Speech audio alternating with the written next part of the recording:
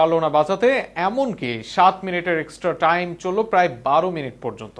মুখে শুধু আর্জেন্টিনাকে ফিফার টিম বলে ট্রল, অথচ নিজেরা কাজে লাগাতে পারে না সুযোগও। ব্রাজিলের পেনাল্টিতে সুযোগ পাওয়া ও কাজে লাগাতে না পারার ব্যর্থতা নিয়ে থাকছে প্রতিবেদনে।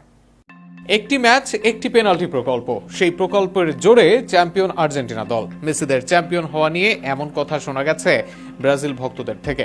অনেকে বলেন 2022 বিশ্বকাপ আগে থেকেই ছিল সাজানো, মেসিকে পেনাল্টি দিয়ে সেখানে জয় করা হয়েছিল বিশ্বকাপ, যেখানে ঘটনায় যাই হোক বরাদ্দ ছিল এক পেনাল্টি।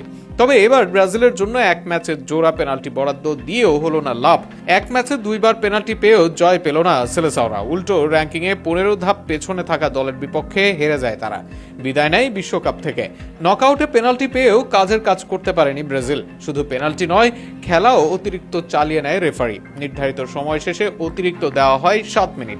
সেই 7 মিনিটের পর ব্রাজিলের পক্ষে দেওয়া হয় পেনাল্টির বাঁশি। সেই পেনাল্টি থেকে গোলও আদায় করে সেলেসাওরা। তবে এরপর খেলা শেষ হওয়ার কথা থাকলেও খেলা চালিয়ে নেন রেফারি। সেই খেলা চলে প্রায় 12 মিনিট পর্যন্ত। তবে কিছুতেই উপায় মেলে না ব্রাজিলের। এ যেন মুখে খাবার তুলে দেওয়া হলেও বমি করে ফেলে দিল সেলেসাও খেলোয়াড়রা। বছরের পর বছর ধরে আর্জেন্টিনাকে ফিফার দল, পেনাল্টির দল কিংবা রেফারির সাহায্যে যেতে এমন অভিযোগ তুলে এসেছে প্রতিপক্ষের সমর্থকদের একটি অংশ। কিন্তু যখন একই ম্যাচে ব্রাজিল দুটি পেনাল্টি পেল, তখন সেই সুযোগ কাজে লাগিয়ে ম্যাচ নিজেদের করে নেওয়ার দায়িত্ব ছিল তাদেরই। তবে তাদেরকে সুযোগ দিলেও নিতে পারে না তারা, উল্টো অভিযোগ করে অন্যের নামে।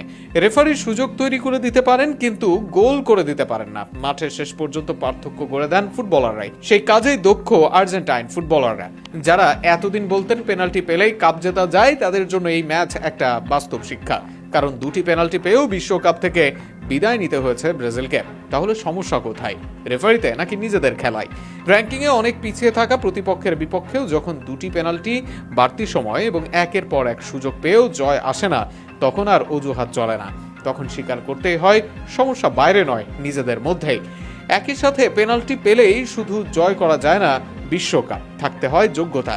সেই যোগ্যতার জায়গা নেই ব্রাজিল দলের, সেটাই স্বীকার করতে হবে।